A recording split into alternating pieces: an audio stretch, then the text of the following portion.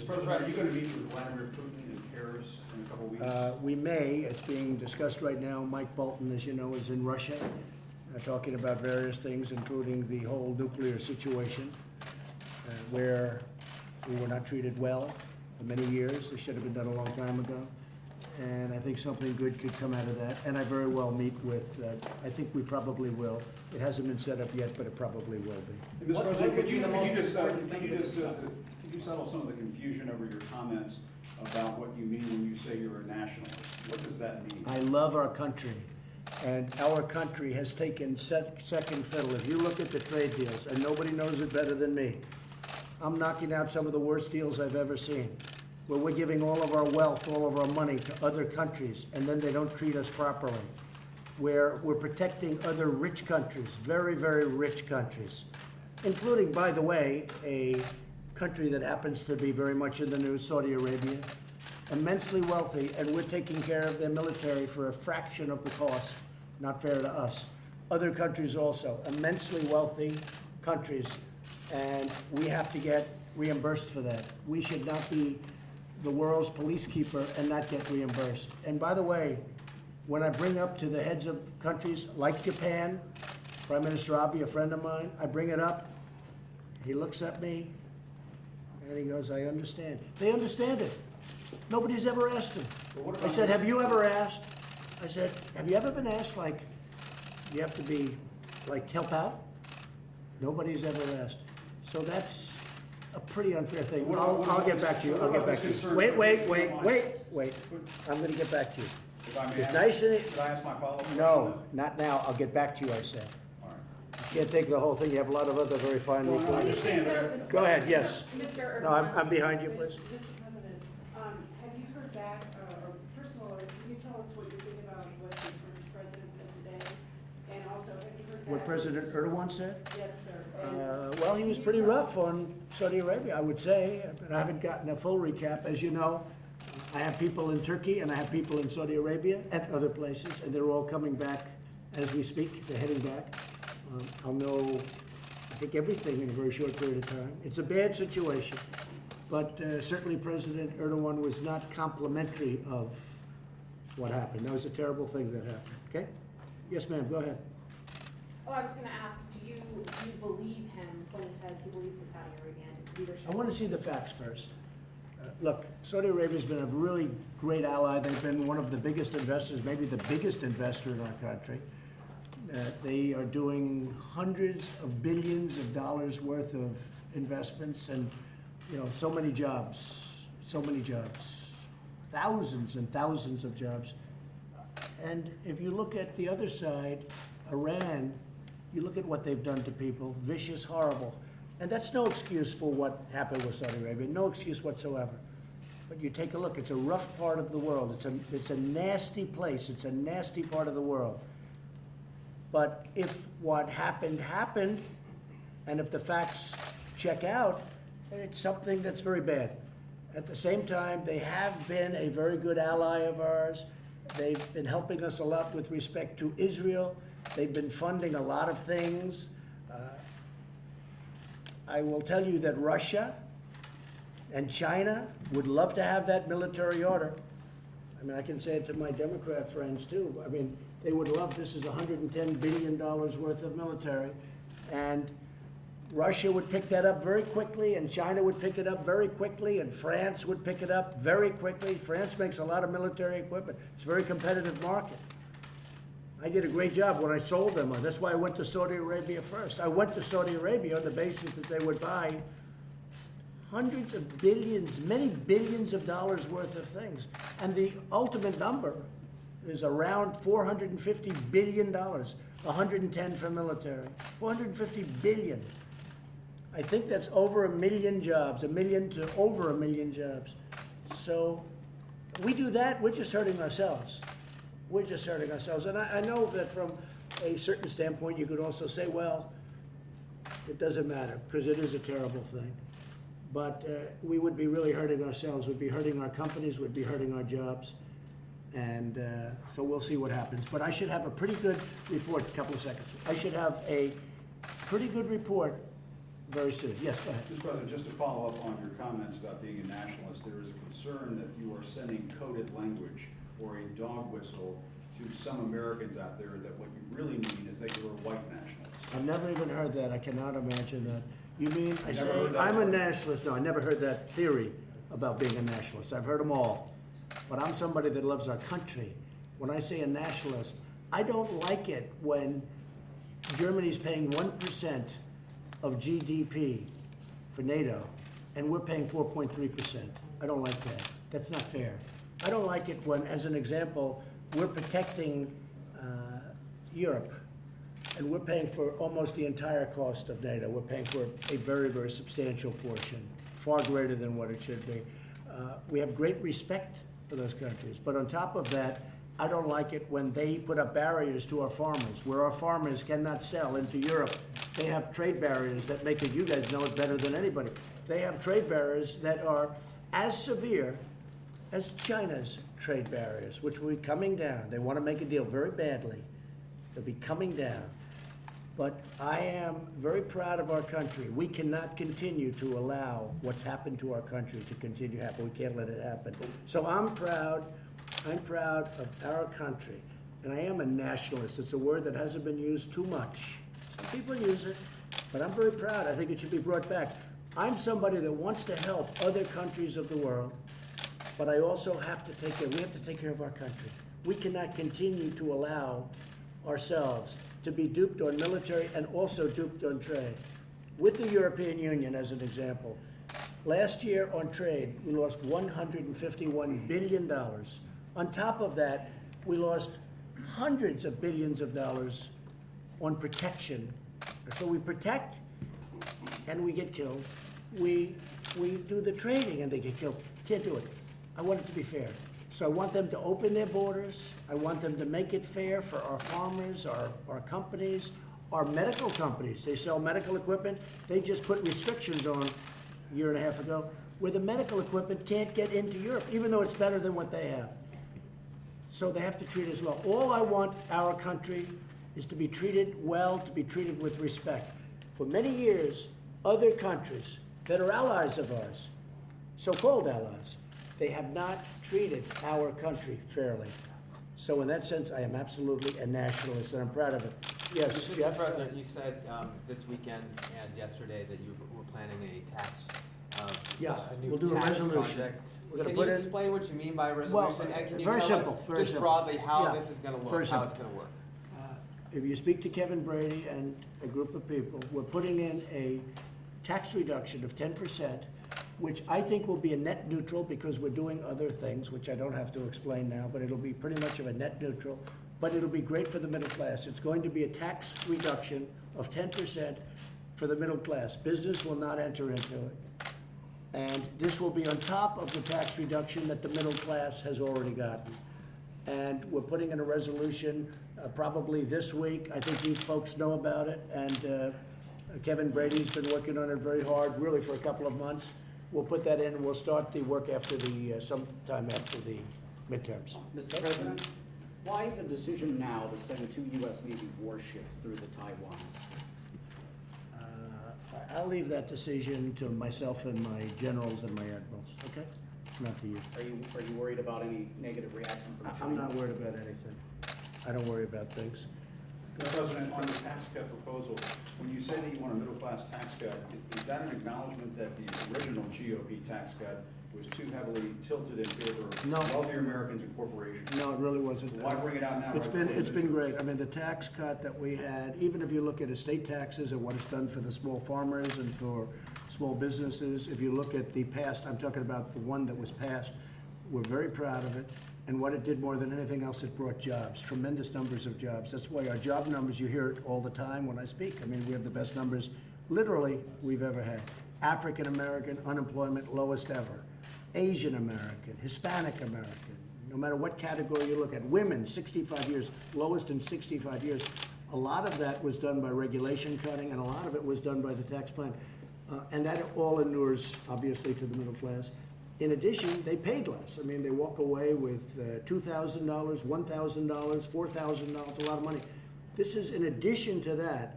But on this one, we're not gonna do any business because we think the business is really very incentivized. On this one, we're doing a pure 10% tax cut for the middle class, in addition to what they've already gotten in the first But cut. shouldn't the middle class have gotten a bigger tax cut to begin with? Well, I didn't think we could get any more than we got. I mean, we got the max. And now because of the fact that the economy is doing so well, we feel that we can give up some more. I couldn't have gotten that extra 10% when we originally passed the plan. We maxed out. Now, and we had to take care of jobs. Jobs are very important. We gave the middle class a lot, but we couldn't have, now, as you've obviously seen, business has done so well. We've brought in many hundreds of millions of dollars from offshore because of the tax plan. And that all went to creating Apple as an example. I was with them. They're gonna be spending $350 billion on building new facilities in the United States, which is something, as you know, from a long time ago. I've been saying it from the beginning. I want Apple to build their plants here.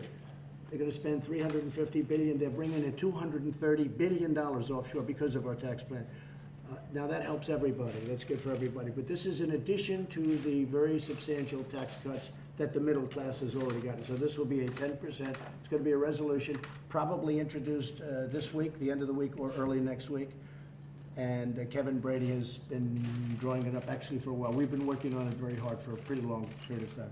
Okay? Mr. President, you Yes, Jeff, go ahead, finish up. Yeah, if it was somebody else, sir, Go ahead. go ahead, Justin. Yes. Mr. President, you said yesterday that you expected a briefing from investigators today on the Saudi case. Is that still the case, or? Well, they're heading back. A couple of them are heading back. Have you heard anything? Gina, as an example, went to Turkey. Have you heard anything preliminarily? I've heard, but I'd rather talk about it when everybody's back here. Okay, so tomorrow you expect that? I think they'll be briefing? back tonight and tomorrow, early tomorrow, almost all of them. And ahead of your meetings in Paris with President Putin and some other European leaders, have you spoken to any of them about the Saudi issue? Yes, we have, and Mike Pompeo has, and John Bolton is actually over there now. We've spoken to many of them. They are, nobody likes what happened, let me put it that way. There's nobody that said, oh gee, that's wonderful. They were all very angry about it, and they're very upset about it. Nobody more so than me. What do you think it means for the broader relationship going forward, whether or not this bill, or whether or Well, not it's a good question, and I think what I'm going to be doing is maybe a little bit what I did with respect to the FBI investigations having to do with Justice Kavanaugh when they were asked for more time by the Democrats. I said, look, I'm going to leave it up to the senators that were doing the job. And I think here I'm going to leave it up very much to Congress. Congress has some very strong ideas both ways. I've been told by certain senators, we want that investment to keep coming. At the same time, that doesn't mean that they're not going to do something. There has to be some kind of retribution. There has to be, no matter what you do. I've been told by others that they don't want investment of $450 billion. I think that's foolish, but there are some that feel that. But I'm going to leave it very much, in terms of what we ultimately do, I'm going to leave it very much in conjunction with me up to Congress. And that means Congress, both Republicans and Democrats, and one independent. But I want to have the folks in Congress come back and make recommendations to me. Because I'd like that to be a bipartisan recommendation. I think we can get a bipartisan recommendation, I really do. Because I don't think they feel any differently than I do. It's terrible. It's a terrible thing. Mr. President, why do you think something like this could have happened? Do you think that there was a failure of leadership on the world stage, that Saudi Arabia wasn't concerned about? They had a very bad original concept. It was carried out poorly, and the cover-up was one of the worst in the history of cover-ups. It's very simple. Bad deal, should have never been thought of. Somebody really messed up, and they had the worst cover-up ever. And where it should have stopped is at the deal standpoint, where they thought about it, because whoever thought of that idea, I think, is in big trouble. And they should be in big trouble. Okay? Yes, anybody else? Mr. President, one more thing on the Caravan. You had said that there were Middle Easterners Yeah. in the Caravan. Can you explain that? Are you saying there are terrorists? Well, there in could that very well Caravan? be, yeah. There could very well be, and if you look at... Do you know for sure? I have very good information. I have very good information. And if you look at what's happened with Honduras and statements made about Honduras, and even a phone call that our vice president had today, which I think you can maybe reveal. Do you want to mention that, Mike? Is that okay? Probably. Certainly. Go ahead, please. No, at the President's direction, I spoke to President Hernandez of Honduras. He told me that the caravan that's now making its way through Mexico, headed for the southern border, was organized by leftist organizations and financed by Venezuela. We, as we've said. And the Democrats, maybe? And the Democrats? Well, Where's the proof of Give me this pen. Give me the pen. Mr. President, I know, it sounds like you're teasing about that, but where's the proof that Democrats are paying for this caravan? Why would they pay for a caravan? You know to what? come up We're 2 gonna, weeks before you're the gonna find visitors? out, and we're gonna see, well, maybe they made a bad mistake too. We're gonna find out about that. What else did they say, Mike, about ISIS? Did they say something? well, just that it's been organized by leftist groups. They've made their way north. Once they crossed into Guatemala, now crossed into Mexico, there's some estimates north of 7,000 migrants, so the group is growing. The United States of America intervenes and prevents 10 terrorists or suspected terrorists from coming into our country every day. So it is inconceivable that there would not be individuals from the Middle East as a part of this growing caravan. And what the President's determined to do is to put the safety and security of the American people first.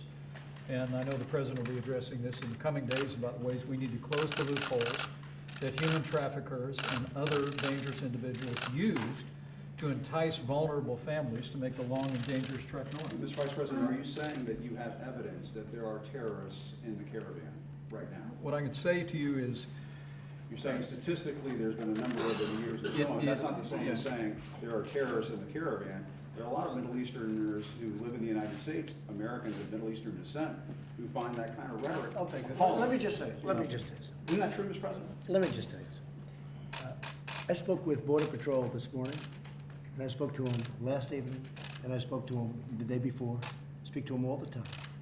And they say, and you know this as well as anybody, over the course of the year, over the course of a number of years, they've intercepted many people from the Middle East. They've intercepted ISIS. They've intercepted all sorts of people. They've intercepted good ones and bad ones. They've intercepted wonderful people from the Middle East, and they've intercepted bad ones. They've intercepted wonderful people from South America and from other parts further south. They've intercepted a lot of different people, but among the people they've intercepted very recently are people from the Middle East, okay? So you can't be surprised when you hear it. You've heard that before. It happens all the time.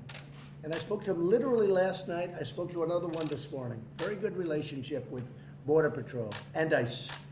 And they say it happens all the time from the Middle East. But it's not even saying bad or good, but some real bad ones. But they intercept. They're in the caravan Well, now, they could very well be. but there's no proof. There's no proof of anything. There's no proof of anything.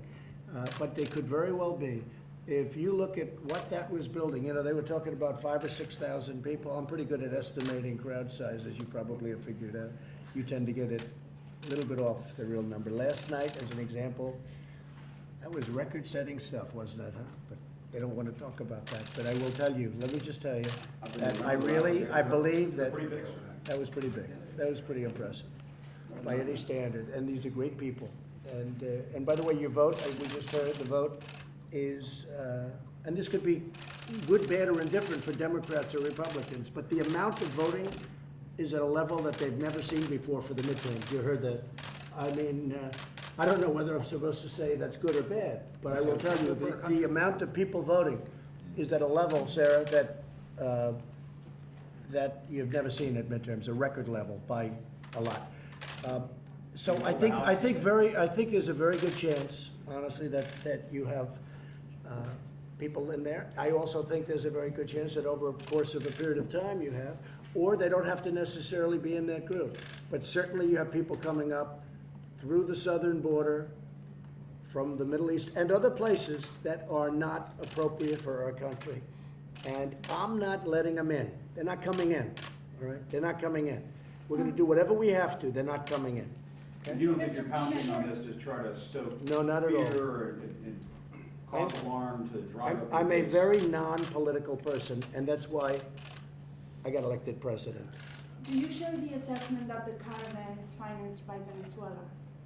That you said, Mr. Vice President, that the President of Honduras said that. Do you share that assessment? President Hernandez, when President Trump asked me to call the President of Honduras when this caravan was initiated, he told me that it had been organized by leftist groups in Honduras that were being financed in part by Venezuela, and organized by human traffickers who have no regard for human life, organized by dangerous gang members that are moving people north.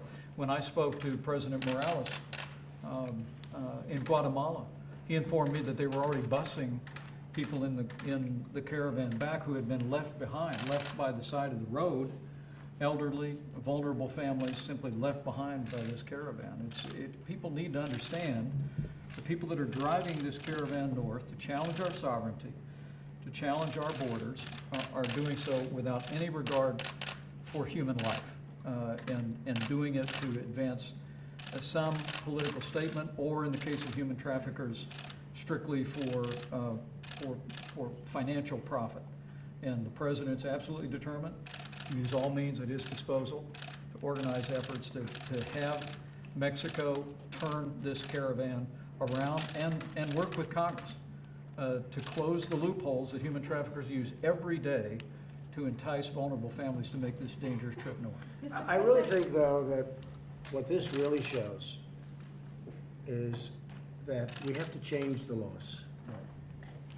I say this having two very highly respected Democrat senators behind me, but we have to do something that we all agree with. We have to change the laws. We have to make them much different.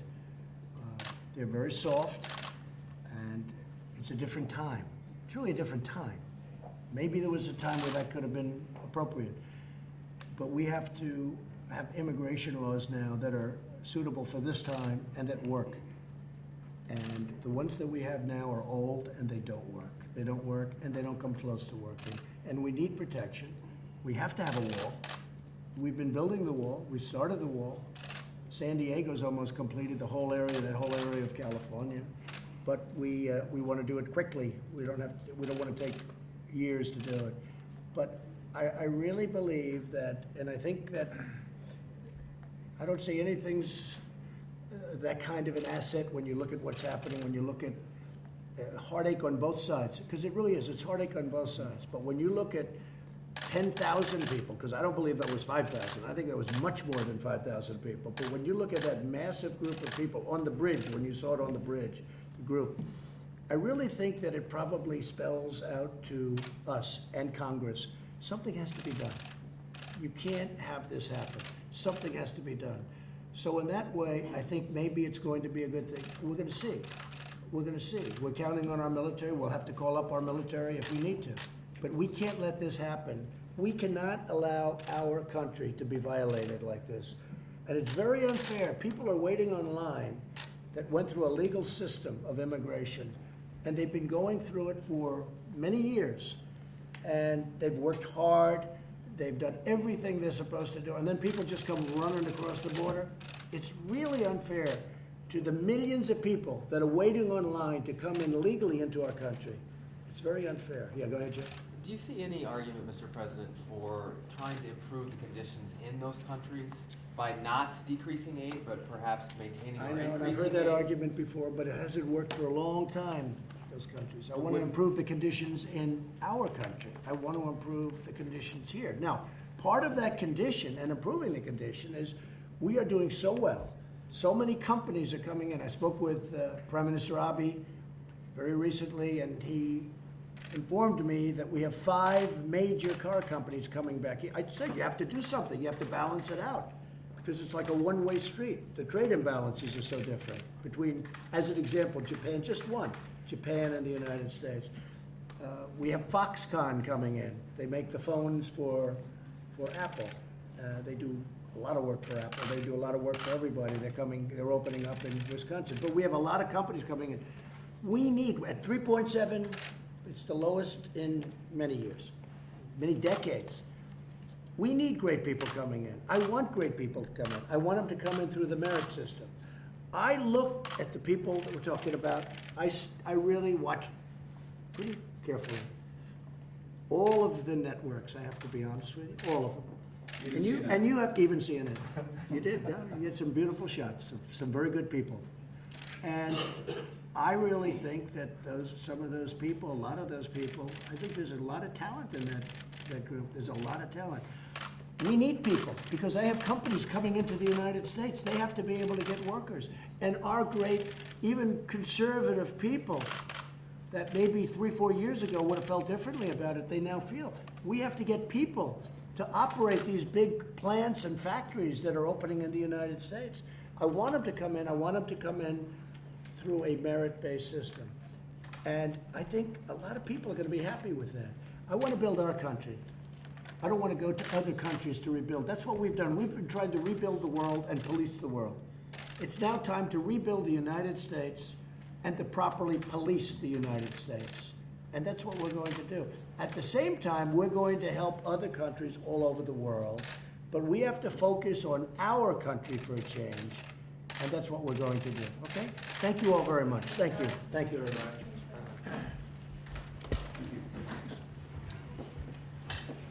Thank you, Jake. Thank you. Yeah, absolutely. Sure.